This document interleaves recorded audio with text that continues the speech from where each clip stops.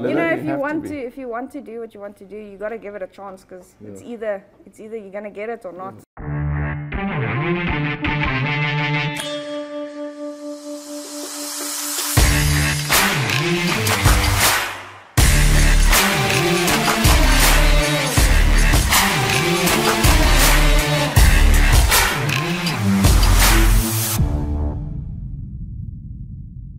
The weather forecast says hot, hot, hot, and that's exactly what it is today at Summerveld. Hot. We've got a glorious day here in the province of KwaZulu-Natal, and I'm told that the rest of the weekend is going to be quite warm. So get your Speedo and your sunscreen.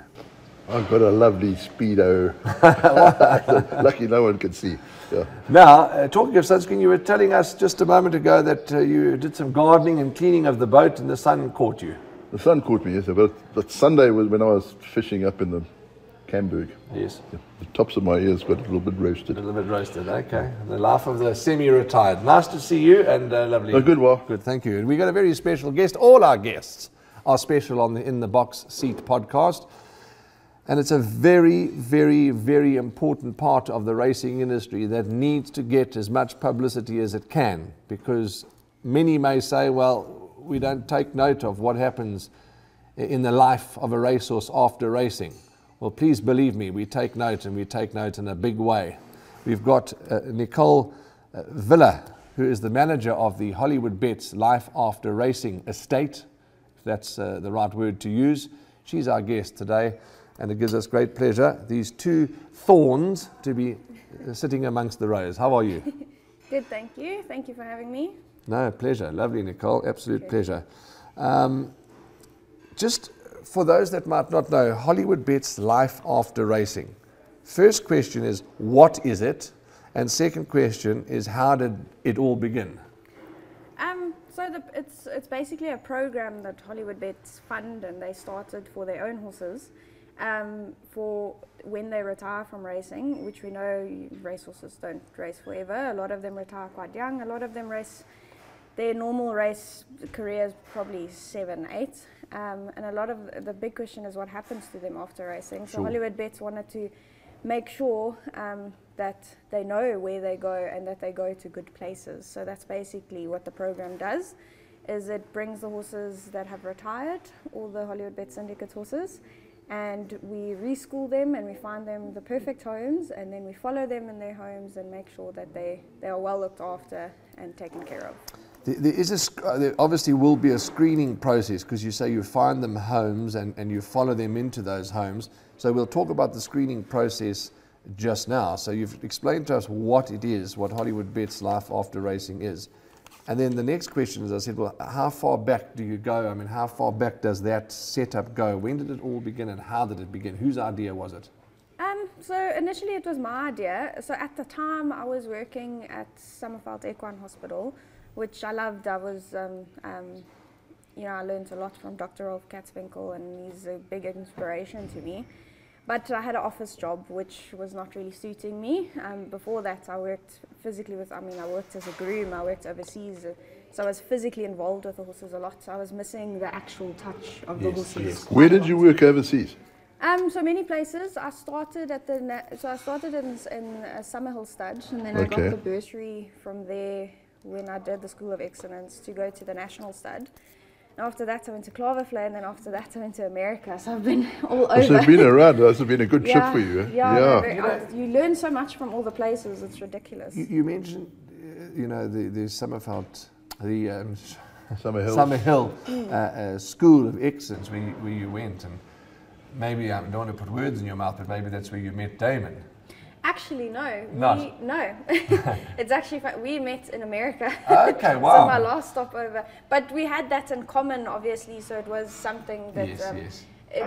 What actually happened is I was in America and we were needing staff, and my boss at the time liked the South Africans, because I was the only South African there, but he wanted more like me, I suppose. And then I actually sent Lee Adams, who ran the School of Excellence at the time, I sent her a message and I said, do you have any students that want an opportunity? And she sent Damon to America, and that's kind of how it worked. So Isn't it he amazing? actually set us up. Okay, unbelievable Yeah, story. but And we're that's, going that's the thing is, of South Africans work. Yes, yeah. correct. That's good to get their hands I've dirty got and work. friends who've been over to America. He said they're the laziest bunch of bastards they could come across. Yes. The locals. But okay, so we'll talk more about Damon and the family just now. I just lost my train of thought for a moment. So that's kind of how it. I was at Rolf at the time, Okay. and I wasn't enjoying my office job too much. And while I was there, you know, you obviously, because they're so involved with the racehorses, we see a lot of the horses, because they do both racing and sport horses. I see a lot of the horses that I follow in racing that would go to other careers. And then I know a lot of them that would be put down or something like that. That also happens. Luckily these days I feel like a lot of the trainers are giving them chances as much as they can, trying to find them homes. And then I thought, you know, that's something that I'd love to do because I think it's so rewarding. And then I did a whole big presentation, and luckily I had the branch to use Anthony Delpech to give him the presentation to present to Hollywood. And then they gave me a little chance where I went, we hired a couple of boxes in Drummond. Okay. And I got one horse, my first horse, his name was Calvary. Calvary, who trained that? Clinton Binder trained him. That's right, Calvary. And he retired as a 6-year-old. I was really lucky to get a really nice natured and really nice looking horse as my first ones, and I sold him within 3 weeks. Sure. So, and he's still in the same home after that's 3 years ago now almost. He's still in the same home. The girl loves him. I follow him. He's up in Elveston. I visit him. So you're a bit of a go-getter, eh? Yeah, well, You have to yes, be you in have this to big be. world. Yeah, I of know. You know, it. if you want to do what you want to do, you got to give it a chance, because Yeah. it's either you're gonna get it or not. Yeah, so but a lot of I'd people rather just have that. dream it and never actually get down to doing it. And then from there, it just developed because I got more horses and we didn't have space. And then we rented a place in Summerveld, and from there it turned into retired horses and rehab and spelling for horses to go back. Sure. And then from there we outgrew that, and now we're up at Ashburton. So that's the story. short of the Sure. of the journey. So they stuck me out of business. Well, he was the mayor of, well, he still is the mayor of Ashburton. He needs to go and visit. And we had a guest from Hong Kong, Bart Vanders. I'm sure you remember Bart Vanders. And we were on the way to Hollywoodbets Scottsville for racing. And I said it would be remiss if we didn't take him in. And we just did a drive through, and you know, the work that's being done there is unbelievable. And we were there 4 months ago, so it must be even better now. But yeah, what a story and what a journey of how it all started and where you are today, Nicole. I just want to touch on what I was thinking of a moment ago when you were talking about the Summerhill School of Excellence. People don't realize, well, maybe they do, but we like to reinforce it and remind them, the magnitude of this country, of a school like the Summerhill School of Excellence. I mean, and who and what they've produced. The gentleman, remind me of his name. We had him on the podcast. We sat upstairs. He's now John, and the list, and the list is endless. You know, so I mean, that's an international, world-class establishment. Then, of course, you get the South African Jockey Academy that continue to churn out top riders. So it's a huge statement, and we're very proud of it. And then the other thing, quickly, while you were chatting there, you were talking about, you know, rehab, reschedule, rehome, etc. And unfortunately, sometimes horses may have to be put down, like any animal, dogs, cats. And unfortunately, a year ago, we put down our pet rabbit. It happens. It's unfortunate, but it is a fine line between really trying to get the horse back, and then, you know, it's becoming it's becoming inhumane. So the best result is to put the animal to sleep, sadly. Yeah, so we, compared to the numbers we've rehomed and the numbers that we unfortunately had to put down, it's a massive difference. Well, that's but we're getting better and better with the facility improving and all of that. We're getting much better at even horses with injuries that would necessarily mean that they'll have to be put down. Yes, yes. We are able to actually do the rehab on them and still find them homes. Sure. So, which we couldn't do 2 years ago when I started it, or it's more than 2 years ago, almost 3 years ago when I started it, it wasn't that easy to do. But with the facility upgrade, and also, if I'm honest with you, as much experience as I like to say I have, I learn so much every day. Yeah, absolutely. And the more I'm doing it, the better I would say I'm getting at it, and I've upgraded my team tremendously, and with my team I feel like we're getting so much better at getting horses, and recovery from injuries, may it not be for racing, but be it to have a second career.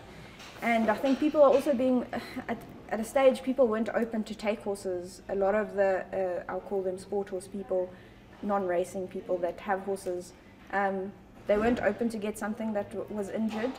But because we give them so much time, they are much more open to try now, because we've given them the time and we've done the correct rehab. So the chances of the horse being able to do a second career is much higher now. Yeah, well, that's what a wonderful story. So yeah, we have I call it like a checklist or criteria that we go through when we have to make that terrible decision, to try and, because there's a bit of emotion involved in it, and I can't always say that I feel really bad, and sometimes I try a horse that probably needs to be put down, but if I didn't have that emotion, I wouldn't be where I am. You wouldn't be where you are, no, for sure. So sometimes you have to have that emotion towards the horse as well. But the criteria is how old's the horse, how bad's the injury, how good is the horse's temperament, because if you have something that's absolutely crazy and probably won't make a good horse and it's injured, you weigh all the options. And I think people understand that these days, but I must say, I mean, we've been able, there's a place for each horse, and with the amount of time we normally give them, generally all those issues fade away. Yeah, what's nice is though, a lot of owners, once the horse is either injured or retired or something, they lose interest.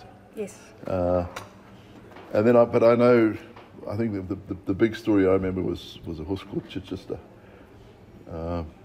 Was in Zimbabwe. Was a champion, broke his leg, and they were going to put him down. And he was owned by a vet. They put him in a sling for nearly 8 months. Sure. A sling as in a sling off the ground. Off the ground, okay. Keep his leg off the yeah. And he recovered. Sure. Leg knitted. He won the what's their big race? The gold. Tankard. Go won the That's Tankard. amazing. Yeah. Farlap, there's a Farlap, I think he was Australian. Yeah. The same thing. Yeah. So. Yeah. Unbelievable. Yeah, there's so many good, heartwarming stories. Yeah. So, but it's a case of Trying. Yeah. But it's but for a lot of owners, it's, geez, I can't afford this. So that is the thing, is it costs money, it costs time, all of that to be able to do, because most severe injuries, your minimum time of rehab is at least 6-8 months, sometimes a year. Yeah. Before you have a good result. The less time, the worse your results would be. So not a lot of, and now with the facility we have an option for more time, because we have the facility. Yes. Yeah. We have the space. So it does make it much easier to do. So at the moment, are you just with Hollywoodbets horses? Yes, at the No, moment. not that's anybody all. from outside coming in. No. No, at the moment it's just Hollywoodbets horses. Mind you, there's so many of them. No, that'll keep you busy. Absolutely. Yeah. Well, I generally have a stable between 25 and 30 horses, and it literally stays at that number, because you have in out. Yeah, you literally send some back to trainers and they come back, and then a few retire, and then we get a lot that retire at a time, and a few. So it's literally in and out all the time. So it's keeping us real busy. and tell me, you started 2-year-olds now. Yes. They're Pre-training. Yeah, so it's quite nice, like, because we're so big, we have like little departments. So that's not part of my department, but it's also at Ashburton, and they're right We're next going to to talk me. about the team just now, but continue. Yeah, and they're right next to me.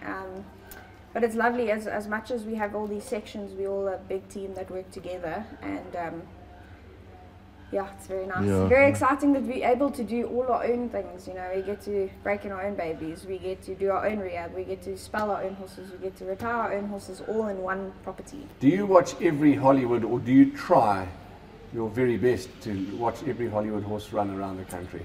Yes. And around the world, for that matter? Yes, yes, I try to. We of course got in the office in Ashburton, we got a TV installed and racing's on 24/7. Well, any office, I mean, you, even in our office too, you've got to have a TV with racing, and you can't function without it. Sometimes I have to close the curtains because the grooms like to have a little squiz and see, and then they don't do their work. But yeah, I try to follow them as much as possible. Because also, you know, you'll have a race day and you won't expect a horse, but a horse will run bad or will get an injury or something will happen. I'll get a phone call that needs to be collected. And also sometimes it's nice to see what I might get later on when it retires. And then obviously you watch it too, because even some of the horses that I'm not directly involved with, it's, you know, it's a team thing, and any winner, be it in PE, be it in America, it means a lot. Yeah, absolutely. Now, talking about, we're going to go back to the team in a moment, but pre-training, there's a photograph out there that our very, very efficient, professional and wonderful team that work with us behind the scenes of a three-tiered wooden starting stall sort of frame. I don't know if you've seen it. It's the most unbelievable concept. So there's the picture will go up. It's they know where to get the photograph. Massive, like a mock, I don't know what you call it, a mock stall, a starting stall, but it's square, very square, big. Then there's a medium size, and then there's a small size.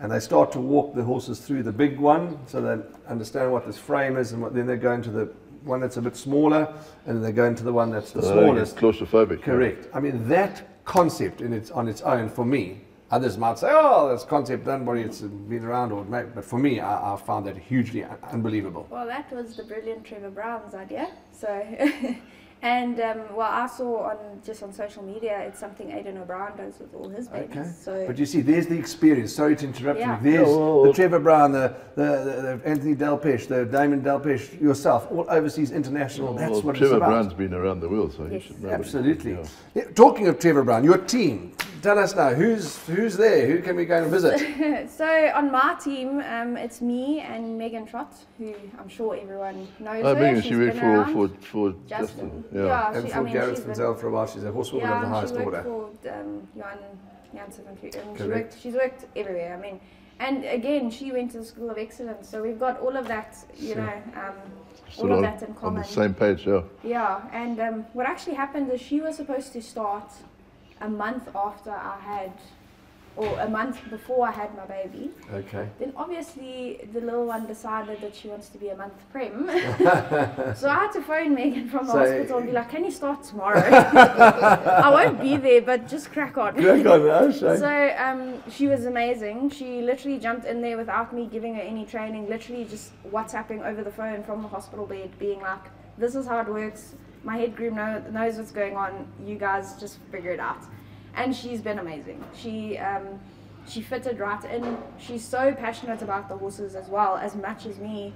And now that she's been with me a while, we've obviously sent in a few horses, and the way we're getting horses right and the way the retired horses are going to new homes, she's just as passionate as me, and I think that's why we get along. And she's got a wonderful temperament. She's just calm, quiet, meek and Yeah, mild. but she's just really lovely. tough too. Absolutely, she's a hard worker and she's tough, but I mean, every time we've been around her, you know, she's just got a lovely calming temperament, I think. Yeah. Well, she's. I'm sure she can get feisty. We can all get a little feisty. We're all human. No, but if She knows her job, and she knows she's good at it, and she just does it. Yeah. And I never have to worry about her, and it's really great. And I think it's more of a team than anything else. Please send her our best. I'm sure she'll watch this and we look forward But to if you're seeing dealing her. with horses, you've got to have a calm temperament. I mean, I've known trainers who've been fiery and feisty, and their horses are exactly the same. They don't settle, they bloody jump around. And then you see the other trainers who've got laid back, and their horses are nice. Alec Laird, I think his horses go to sleep in the morning. You're nice and calm, yeah. I think it's the environment of the yard more than anything else. Yeah, Yeah, but I mean, if you've got a feisty trainer, The your environment. environment will be grooms are also all feisty, jumpy, yeah. Yeah. So that's the rest of the team, so it's you and then of course Megan, but Yes. and then there's more. Yes, so I obviously have my staff, my grooms. I've got some really lovely work riders, and my head groom's been with me since day one. Sure, okay. When we started, me and him, so it was only the two of us. What's his name? And his name is Nutty. And he has been with me, like I said, since we started. In the beginning, it was just me and him, so we would alternate weekends, and I'd clean boxes some weekends, and he'd clean boxes the other weekends. So that's how I started. I don't clean boxes anymore, but that's why me and him get along so great, and I feel like the guys quite respect me because he tells them that she's done it as well. She knows how long it takes to clean a box. Absolutely. So yeah, and without him, I probably wouldn't even be here. He's a big part of the team. So that's my team, and we do the retired horses and the rehab. And then the 2-year-old team is obviously Trevor Brown, and his wife Jo, who is amazing. I think she is an exceptional horsewoman and passionate about the horses. She's there all the time, and if she's not there, she's checking the cameras to make sure the horses are still alright. And then recently we've added Vengi, who worked for Master Cox. Tell us about Vengi, absolutely. Well, like I said, that's not really my department, but I mean, he comes from the master, Mr. De Kock, so he knows exactly what he's doing, and I'm sure he's just started, but I'm sure he'll be a brilliant asset to the team. No, he used to work with Diane. Yes, correct. Preparing another the horsewoman of the highest order. And another absolutely. person who's gone to the School of Excellence. Sure, look at that, eh? Isn't that amazing? She's Mick Goss will be happy. Yeah, geez, we're advertising so much now. The school is still going. I know it's. I don't know. I'm asking. I'm not sure. Yes, it is. They've incorporated warm bloods now, as far as I'm aware, which is nice. Because now you're getting both those aspects. I think you can have a career in race horses, or you can have a career in sport horses, which I think opens the horizons there. Yes. I haven't been there in a very long time. I haven't been there since they took over, since Capital took over. But it looks like everything's almost still the same. Yeah, and I think Lee actually just moved back there, and Lee is exceptional. Oh, good. Okay. The facilities, now there's a lot of staff, the team is fairly large. Is there a facility, I mean, what I'm saying is, do the staff live on the property? Do you have somebody on site? I mean, where do you guys stay? Are you in Maritzburg, Hillcrest? Are you doing the drive? How does it work? Yeah, Shane. So myself and Damon live in Montecille. So it's about a 20-minute drive for me. Okay. I think that 20 minutes overall, sometimes. Yeah, if there's traffic. The road is terrible, but once it's finished, it'll be nice and easy. So it's not that great with a 6-month-old, but she's adapted, I've adapted, it's part of our life now. When it becomes part of your routine, it is what it is, you know. Sure. And if you leave early enough, you miss most of the traffic. I think the plan for the future would be to move up there anyway. As we are developing the property, there will be availability for housing. Okay, yeah. But currently Trevor and Joe live up there, and so they're there. And then each barn, the head groom lives in the barn to make sure everything's fine, check the horses at night, and then obviously we have the compound there for the rest of the guys. But yeah, the nice thing is we've got cameras in each stable, so a lot of us that want to make sure the horses are fine all the time can just pop on the phone and make sure. Technology's amazing, hey? It is amazing. I'll never forget, we were on holiday a good few years ago, and it was myself and my wife in the car, and we were driving with a couple that were breeders, and we were touring. We'd gone 4 hours away from the farm, or 3 hours away from the farm, and next minute I said, come on, this mare's about to have a foal. I said, well, we're never going to get to the farm in time, you know. No, we'll watch the whole, and then we watched the whole thing on the cell phone, driving through Hermanus. I mean, technology is unbelievable. Yeah, I remember asking Duncan when he moved here, I said, have you got a TV? He says, no. He says, here's my TV. All the cameras, yeah. Did I watch those all day? Talking of Duncan, I know that Hollywood support countrywide, worldwide, a lot of trainers. But there's one particular horse, and you mentioned Rehab, and I want to touch on her because obviously she's close to our hearts, Mia's Athena and Sweet Julia. But Mia's Athena is the one that's had quite a fascinating op. And I see she's back in work, and you would have seen it, I don't know if you're on the same group, flying up the track. What op was it? I mean, that was a huge rehab story. Yeah, so there's a lot of people involved. So if I miss anyone out, I'm sorry. But so essentially what happened, she came to me about a year ago because her performance was, you know, she performed really well and then not so well. And I don't know if you remember, but she used to have a really high head carriage, even in races. She'd kind of tense herself up, and then we x-rayed and we saw she had a little bit of kissing spine. We did some rehab on her. We sent her back. She actually did well, and then she started going backwards again. And then she came back to me for a little break, and we re-x-rayed, and the kissing spine had gotten worse. Within about 7 months, it got about 10 times worse than what it was. It's a stage, well, the vet said it's a stage 5 out of 5 kissing spine, which is pretty bad. And then because Duncan quite highly rates her, and because she's young enough, you know, there's a lot of criteria. Is the horse young enough? Is the horse good enough to try these things? Dr. Rolf Katzenko actually suggested, he said that Dr. Andrew Gray in Cape Town, he says he does a lot of kissing spine surgeries. It hasn't been attempted on a racehorse as yet, but he does it very successfully in show jumpers. So he said, yeah, well, let's give it a go. You know, they don't knock the horse down, which is great, so you don't have that, the horses don't have to go under anesthetic, where you have that risk, you know, for them getting up and everything. They do it standing, they put them in a crush, sedate them, block them. So what he basically does is he cuts open the spine, and the video is actually quite horrific, it looks terrible, but he literally, so what kissing spine is, the two spinous processes in the back touch each other like this and overlap each other. So there was a few in her back that did that and actually overlapped and touched. So every time she would want to stride out, those would touch and it would hurt her, and that would make her go like this with her neck. So what they do is actually chisel away the bone so that the bone don't touch anymore.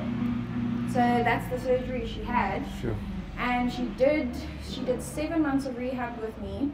And obviously a big chunk of that was without someone on her back, because you now can't put someone on her back. So a lot of that was a lot of hand walking. I use something called TheraBands, which teaches them to bring down their head and to engage their abdominal muscles so that their back can get stronger. And then a lot of treadmill work on an uphill to build the back end. So you're basically developing all the muscles to support the spine. And then we started her riding process, and you know, we had a special number made for her to make sure it doesn't hurt her back and all of that. And she's just taken it so well. And then we sent her back about a month ago, and Duncan's been very happy with her progress. So fingers crossed, we're gonna. I remember that because she started off at Ashburton before all the trainers moved out. I remember Duncan, the horse galloped up there. He said, "That's my next SA sprint winner." SA filly sprint winner. He said, "You can bring anything you like." And I thought, "Oh, here we go." She did well. She started off well. She started off okay. Shame. I think we would just be happy with her just winning another race, and also staying sound and staying happy through racing. It's obviously a bit of a long. Duncan is brilliant in the way that she's obviously had this traumatic experience. I've done the time with her, but he's brilliant in the way he's also taking his time with her. Because I can't stretch enough, and this is something, the more time after an injury, the better chance of recovery. And he understands this so well, being the brilliant horseman that he is, that's what she needs. And fingers crossed that we can. It's and when we popped in, when we saw him this morning, you and I popped into the yard, and obviously because I'm so interested in the horse, in all the horses, but obviously her named after the little one. She said, I said to Duncan, I said, you know, how's she doing? And because there was a video, maybe I don't know if it's private information, but there's a lovely video of her. I know you said that there's also a video of the op. Maybe there's a photograph of an X-ray that we can share and teach the public, but if we can't, it's fully understandable. And I said, how's she doing?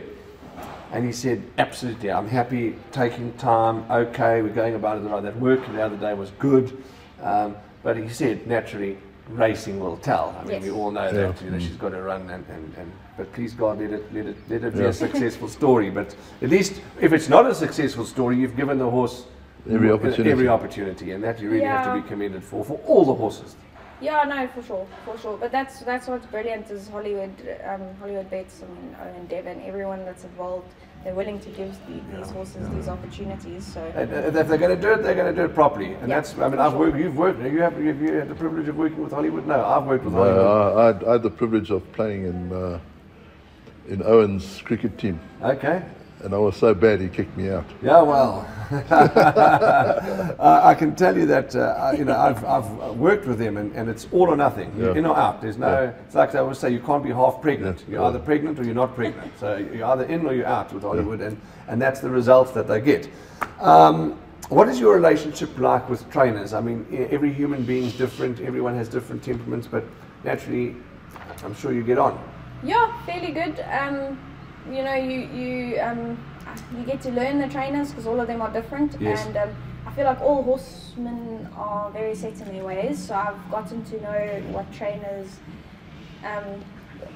It's also difficult for me because I give a lot of my reports to Anthony, who's the racing manager, and then Yes. he'll pass the information that's relevant on to the trainers. So can I interrupt you for 1 second? Yes. Could you ask them to either put some oil in that in that lawnmower, or could you get rid of the lawnmower? Oh, well, Robbie's here. Tell him to put oil in it. Sorry, continue. Shame, no problem.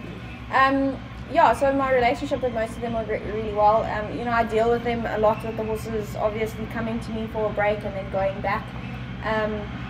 The more I'm doing it, I'm getting much better at it. Obviously, because I got a team upgrade and a facility upgrade, it's getting much better. Yes. And I think I'm sending the horses in, sending them in a very good space. And I think the trainers are appreciating that because I'm also, because we have the facility, I can get horses much fitter as well. Sure. So I'm not sending horses in overdone, and the trainers don't have to take as long to get them back into their top form. And I think that they are appreciative of that because obviously they have, you know, they've got pressure to get horses to get to races and all of that. So that's helping quite a bit. But yeah, trainers are very open to me, so I haven't had a problem. So tell me, does Owen, he's not obviously not hands-on, but does he arrive every now and then? Yeah, he's there. Since we've moved up to Ashburton, he's there all the time. You would he not want comes to up- go up to that beautiful countryside. Yes, exactly. Yeah, no, he's probably there about at least every second week, if not every week. And he's very much, if not physically there, he's very much involved, you know, over the phone. He's also very passionate about the facility and he wants it to be a success, and that's why he's as involved as he is. But he's employed people, or he has people involved there as well that he trusts and that want the best. You know, Hollywood is almost single-handedly, well, along with Greg Boortz, saved racing in KZN and Cape Town. I mean, it's scary. Yeah, again, the magnitude of it, we realise, you know, and Yeah, obviously, he's got financial backing through Hollywoodbets, whereas Gold Circle didn't quite have that. I don't know. yeah. But I mean, he's basically saved Yeah, the game here, absolutely. Yeah, which is absolutely. he's got to be commended. And instead of just chucking horses out and saying, "Well, they're finished now," and send them somewhere else, he's actually brought them in and started to look after them. Which is, Yeah. They haven't it's been really, really good. as far as I- Absolutely, really good, and they haven't been. They're not seen as money-making machines. Yes, you know, yeah. They're seen as When they finish, individual check out, animals, yeah. horses. They've got souls, they've got hearts, they've got people that love them, people that rely on them. I mean, the circle is so big, and the. I mean, we could sit here for 5 podcasts. I mean, you've been, maybe you haven't, to the facility. You've been, of course, in Umhlanga. And every department, there's a department for this, there's a department for that, there's a factory downstairs, there's book publications. I mean, look, the pink drive gets recognised. Look at that beautiful glossy cover. It's just everything is thought of, from top to the bottom, and that's unbeatable. Yeah, but we were talking about owners and things. I was talking to Shane Humby. He phoned me out of the blue the other day. Oh, Jack. We were talking about horses. And I said to him, "You can insult someone's wife," he says, "but don't insult their horses." Talking now, let's go back to family. We've touched on and spoken about Damon Delpech, who's your partner, your partner, and you've got a 6-month-old baby. But tell us about the rest of the family and others. Oh, I actually come from a non-horsey family. Okay. My dad is he's a project manager. He project managed big buildings, malls and such. And then my mom is an animal lover like me, a baker basically. And I grew up on a farm in the Free State. We had horses, but nothing compared to what we have now. It was just a bunch of farm horses to get the cattle going every day. So obviously, because I loved horses and rode horses all my life, I wanted to do something with horses, and that's how I got into the School of Excellence. Just Googled what job or where can I study where it's just horses, and that's how it happened basically. And it's amazing how you never can predict life. Yes.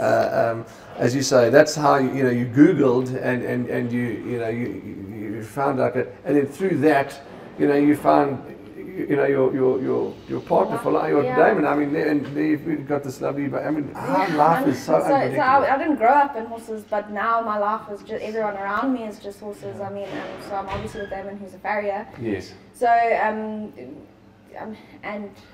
mean, he grew up in racing, so we're both really passionate about it, and I mean, that's all that's on TV all the time. Yes.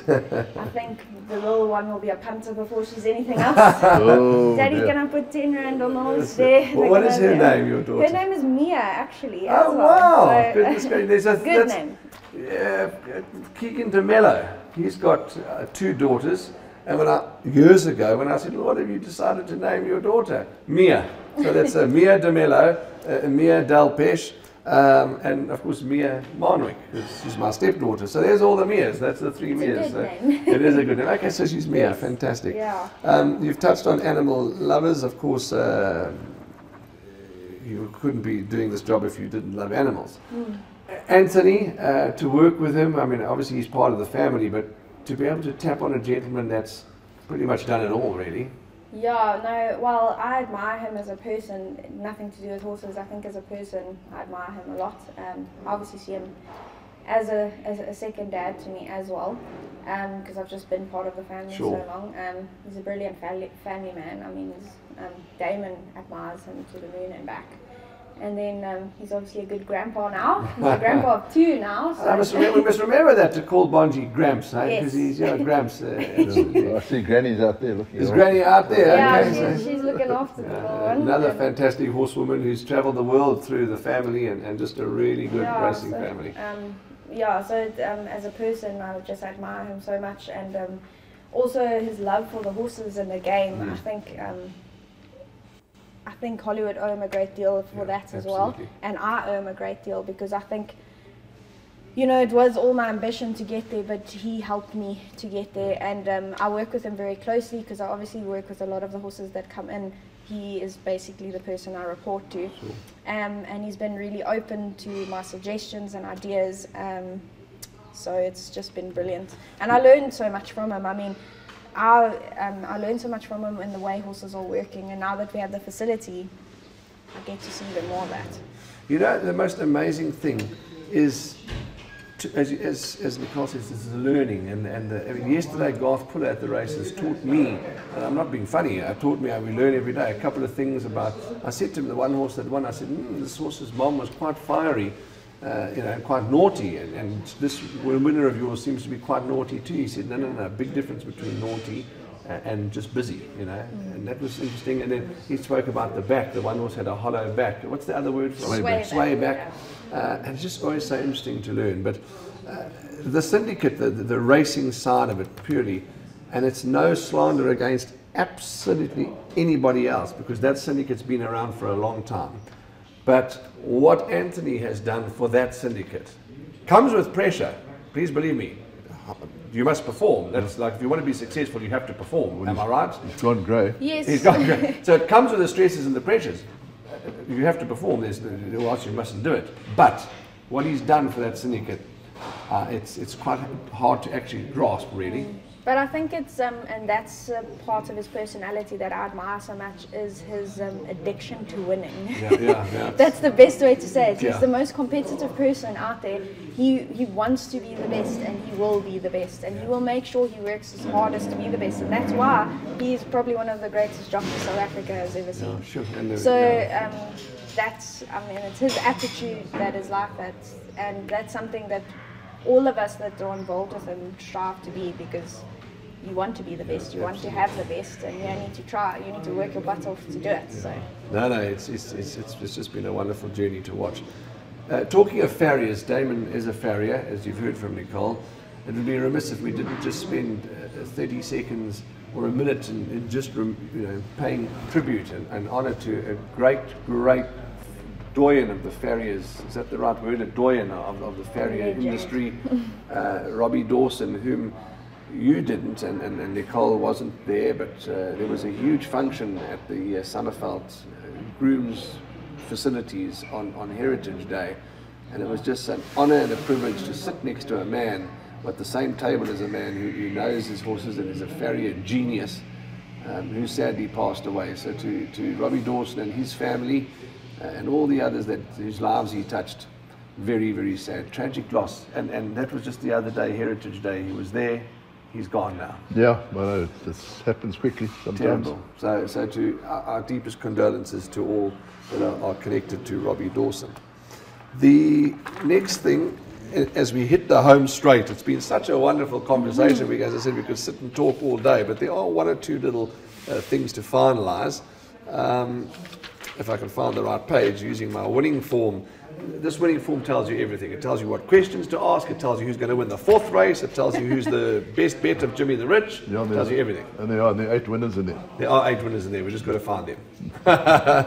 The screening process. Now, there is a screening process. What is your screening process? Because obviously you're not going to go and send a horse onto an unstable home, and it's dogs, SPCA or rehome dogs. It's got to be a screening process. What is your screening process? So I try not to be too strict on the screening process as well, because I've owned horses my whole life, and some people have a 5-star facility where they keep their horses, and some people don't. They have wooden stables that are perfectly safe, and they look after their horses so well. Good thinking, yeah, sure.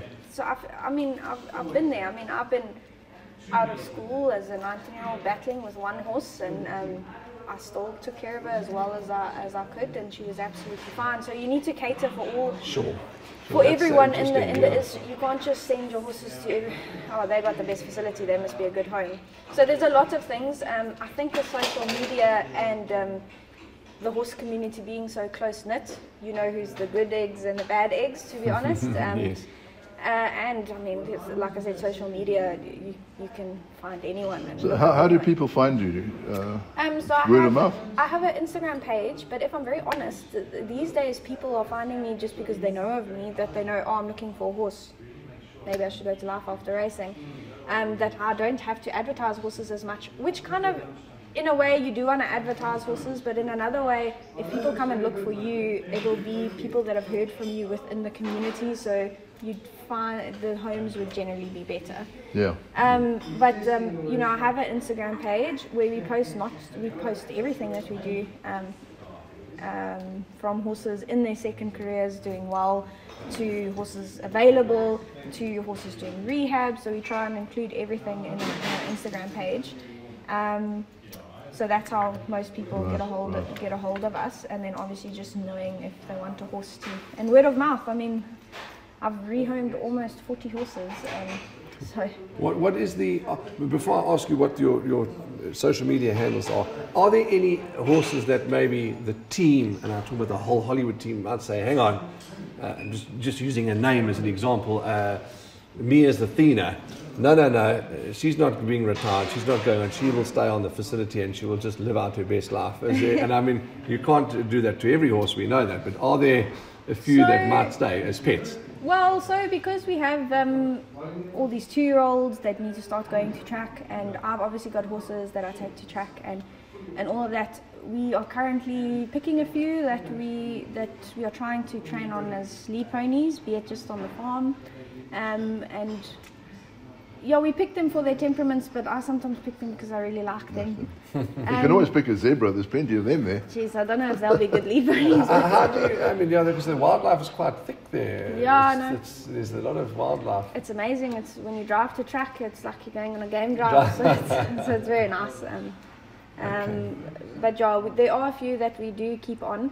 But it kind of depends. I mean, we had a horse, this is a very good example, Indelible.